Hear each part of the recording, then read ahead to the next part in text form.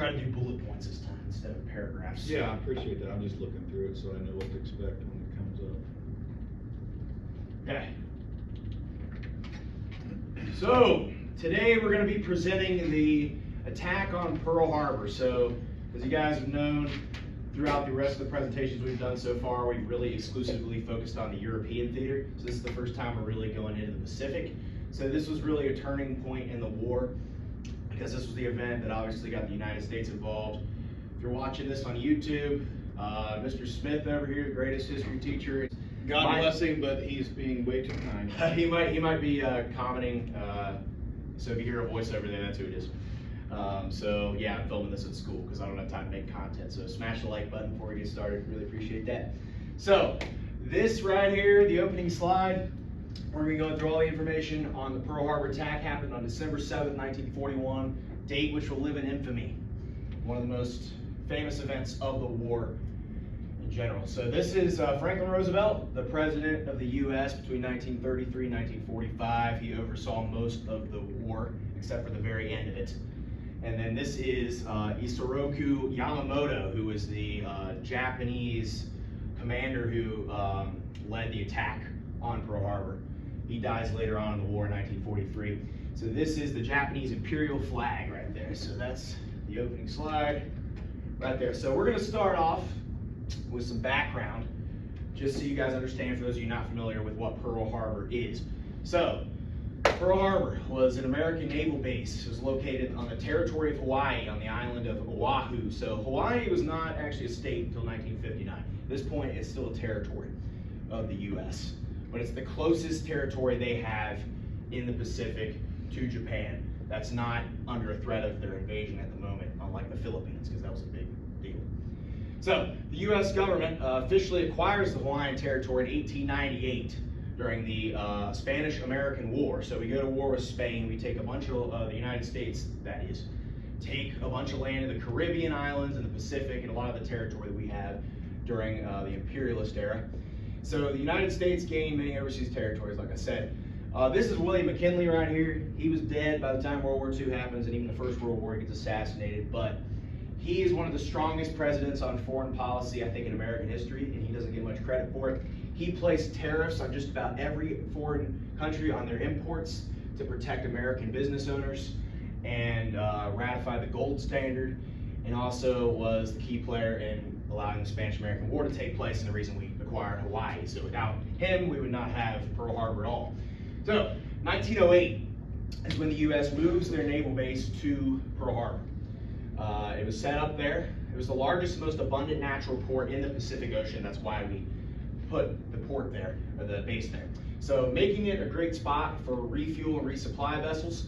During the beginning of World War II, the U.S. was neutral, in quotes, because we were neutral in just about every way, or just about no ways besides engagement. We were supplying the Allies with supplies for the first 2 years of the war, but we weren't fighting in it yet, but people knew we probably were going to get involved. It was an important port to keep occupied in the case of a Japanese invasion of the Philippines, which the Americans occupied at that time, and was a real threat at the time to get invaded, so that the Americans could retaliate quickly and effectively. Very good. Along those lines, I want to include the base, the actual naval base was constructed in 1908, but it was not the main base for the U.S. Pacific Fleet until 1940. Does anyone know where the main U.S. base was, naval base was stationed before that? In California, San Diego. San Diego was the main base. FDR actually moved the entire Pacific Fleet response force to Pearl Harbor and built it up to what it became in 1940, because they wanted to be closer to Japan.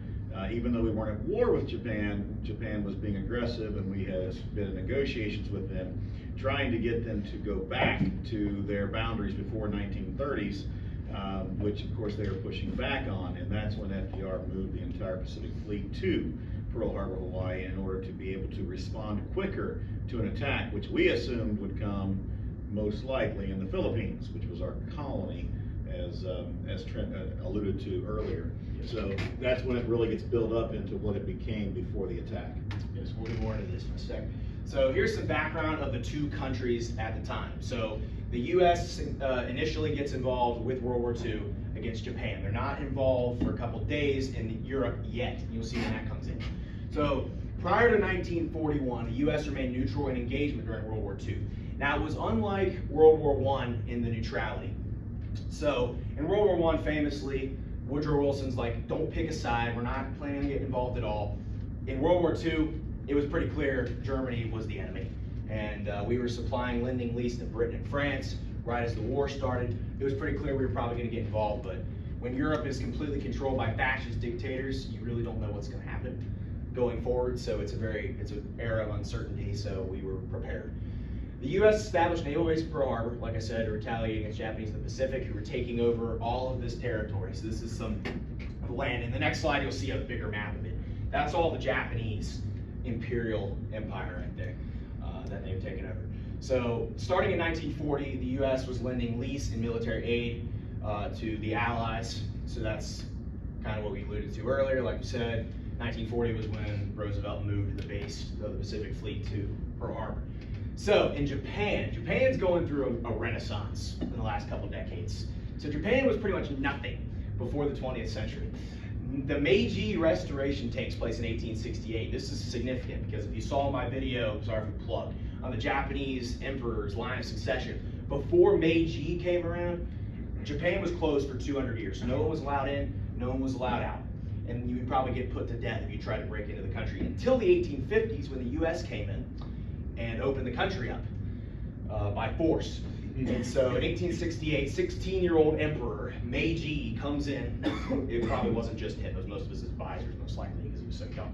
But they take out the Tokugawa shogunate, who were the people who shut down the country, and then they make the country Western in ideology. They conquer most of Southeast Asia, including China, Manchuria, Thailand, the Dutch East Indies, Burma, among other countries. They beat Russia in the Russo-Japanese War in 1905. And so the reason they need all this land out here is because Japan's an island and they're kind of crippled on their natural resources that they can grab. So they need to take more territory in order to build up their military and their culture and things like that. So they're going through a revolution right now and become a world power. Nothing like Southeast Asia's ever seen in world history up to this point. So Nazi Germany signs the Tripartite Pact in 1940, which brings Japan into the Axis. So Hitler offers for Japan to join the Axis powers with Benito Mussolini of the Italians and Hitler. So you have the triple axis at this point with Japan, Italy, and Germany at this point. So this is a real threat to the U.S. Originally, Hitler wanted that alliance with Japan to keep the Soviet Union occupied, even though they have the Nazi-Soviet Pact in 1940 still, that was signed in 1939, the summer of 39, before he invaded Poland. He knew it was going to be a matter of time until he expanded into Russia with his Lebensraum living space. So he was preparing for that, hoping that the Japanese would keep the Soviets occupied as well. And of course, the slowing down the Americans if and when the Americans got involved was also on his mind. Yeah, so Germany was looking pretty good by that point because they had already conquered France. They already took France by September 1940, preparing for Operation Barbarossa, which was the invasion of the Soviet Union the next year. So this is a map of the Japanese Empire in 1942. It's a year later, but you get an idea. This is the Japanese Empire at its peak. So this is the main island of Japan, as you can see. They had conquered most of this part of China.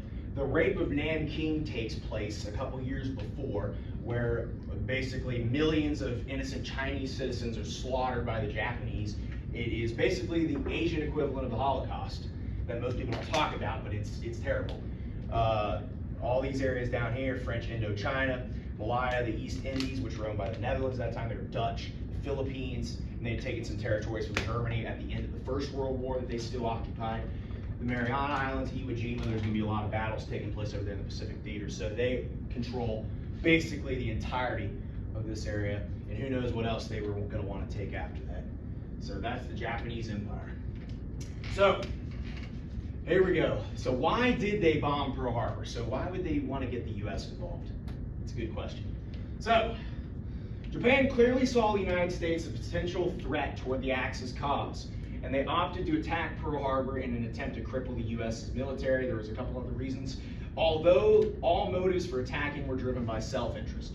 Japan wanted to immobilize the Pacific Fleet, which was the naval fleet that was established at Pearl Harbor, which was the closest port to the Japanese at that point. It was a threat to them. So they opted to break the American morale as well, because the Americans had not really been attacked by any foreign powers, and this was what was going to cripple their morale. And then also rebelling against the American embargo policy on oil, which shambled the Japanese economy. Japan relied on oil, as many countries did at this time, and 80% of the oil imports came from the US. So that was a real big thing that happened, and President Roosevelt put the embargo on right after the Tripartite Pact was signed in 1940, which crippled their economy that way because 80% was coming in from the US. That's an excellent point you make. Also, they were getting about close to the same percent of their scrap iron.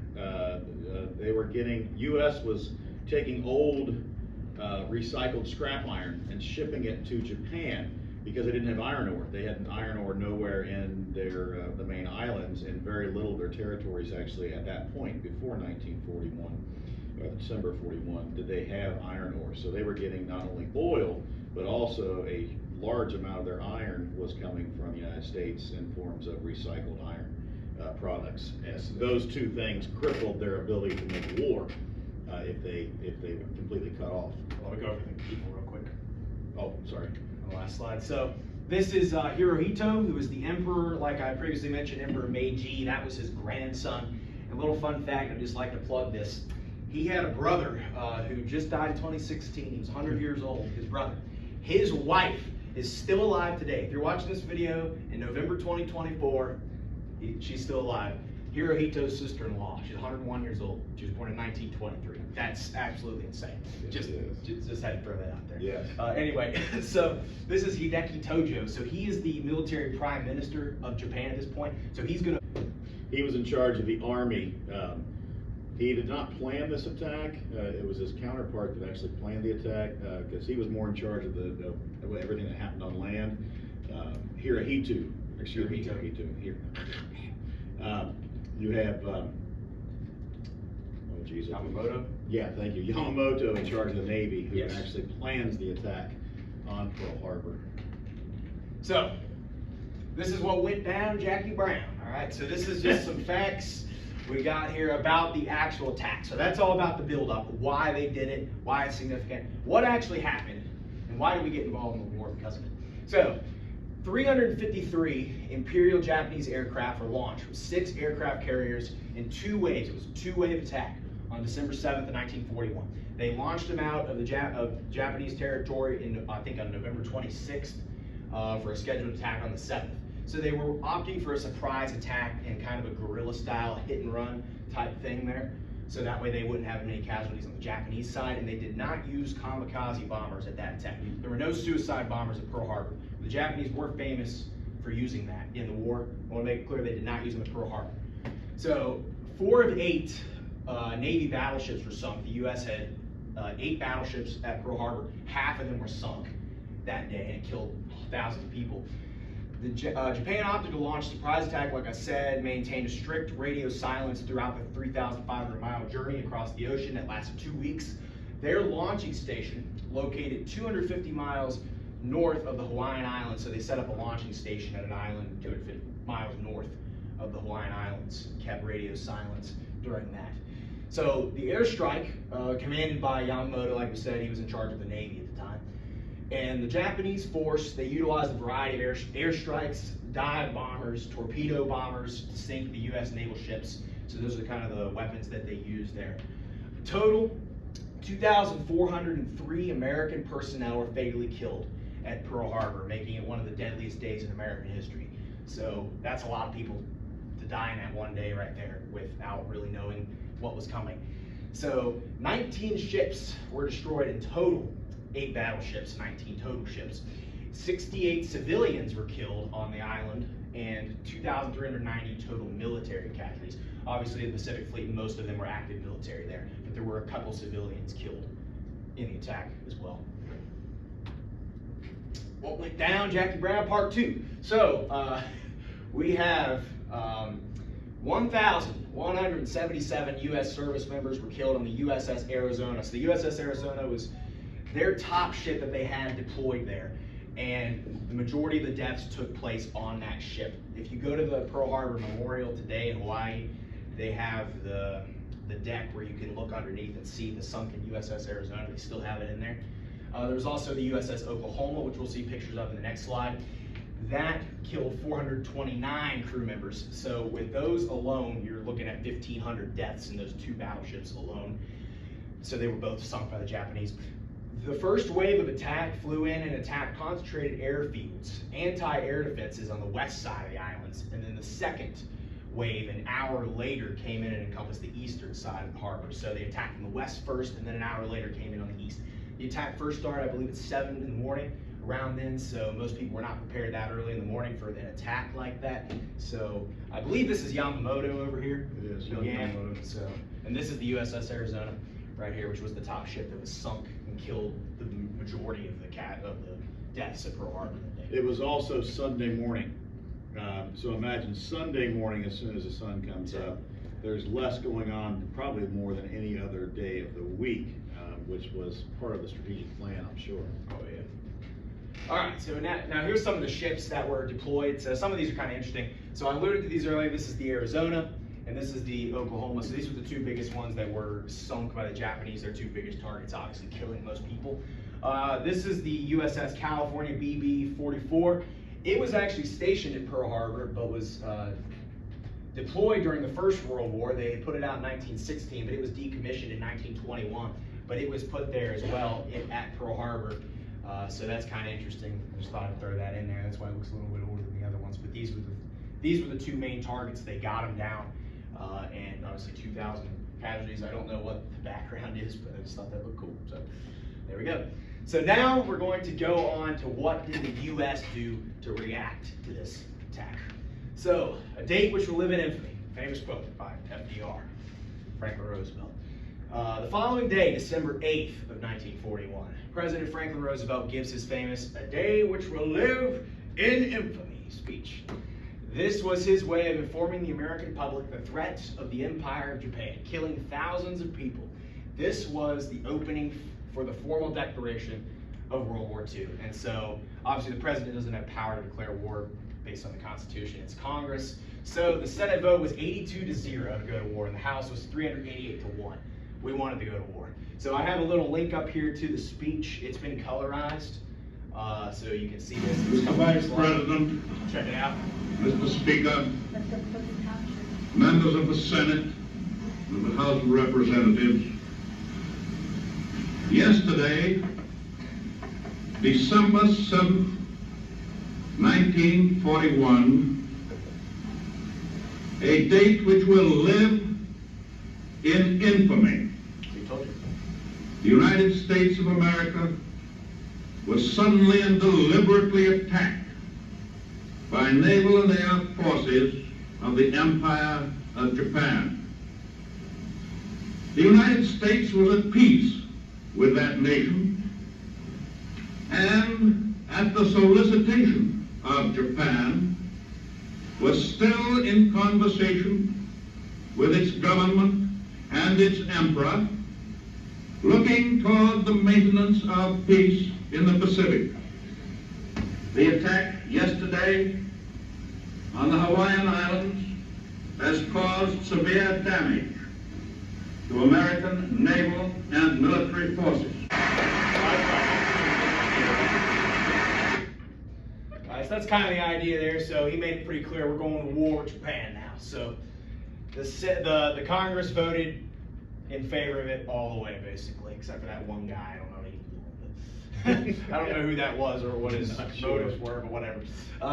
So here's the series of events that take place after. So this is essentially what Pearl Harbor means to history, why it's going to live in infamy. So President Roosevelt addresses Congress. That happens immediately after. We just watched that. U.S. in 1941, 2.2 million men in their military ready to be deployed in the Pacific immediately after this. The U.S. enters the war, serves as a turning point in curbing Japan's power in the Pacific, because now they have a real threat to their own empire, because really no one was really doing much to them. They were just kind of going all over the place. None of those Southeast Asian countries could do much against them. They didn't have much of a military, as the Japanese did. So the Battle of Wake Island becomes the Americans' first outing into World War II. That takes place just after. And then on the December 11th of 1941, Hitler declares war on the United States. So now the U.S. is involved in Europe as well. So the next couple years, they're going to start landing in Africa, and then heading up the Italian peninsula. And then in 1944, D-Day obviously happens. You know all that stuff by now. Over 41,000 Americans are going to lose their lives in the Pacific, while the Japanese are going to lose 111,000, which is big numbers right there. Fighting continues to ensue for the next 4 years until the atomic bombings end the war in the Pacific in August of 1945. So Roosevelt's dead by that point. His successor comes in, Harry Truman. He was his vice president for a month. They only talked to each other one time. He had no idea about the atomic bombs until he comes in, and he's presented with one of the hardest decisions any president's ever had to make. But he did. And that's the presentation on Pearl Harbor. So there's my sources right there. So thank you guys for watching. Be sure to comment, like, subscribe. See you guys next time. Goodbye. Wow. Okay, guys, before I end this, I would like to bring up something that is pretty insane that just occurred right after I did this presentation that I didn't realize. So, I'm not even kidding. You can't make this crap up. In honor of Princess Mikasa, who I mentioned briefly, Hirohito's sister-in-law is still alive. Well, I kid you not. This actually happened. 5 hours before I did the presentation, she died. 101 years old. November 15th, 2024, she dies. So, as of yesterday, she was still alive. Actually, as of today. But she died 5 hours before I did that presentation. So, she was the last of the royal family from the Taisho era of Japanese history. So that's nuts. Out of all the days, I mean, she's old. Don't get me wrong. Out of all the days for her to die, today, that's insane. So I was in the hallway right after class, and I looked up on my phone to make sure, just to show that, she was still alive and stuff, because I mentioned it. Died November 15, 2024. What? Anyway. Royal family, I hope you're doing well. And the Imperial Japanese family, like I said, her husband lived to be 100. So she was 101, 1923 was when she was born. She just died today. So that was inaccurate information. I'm very sorry about that. But I'll see you guys next time. That's crazy. That was creepy. I mean, I don't know how that happens, but that happened. So see you guys next time.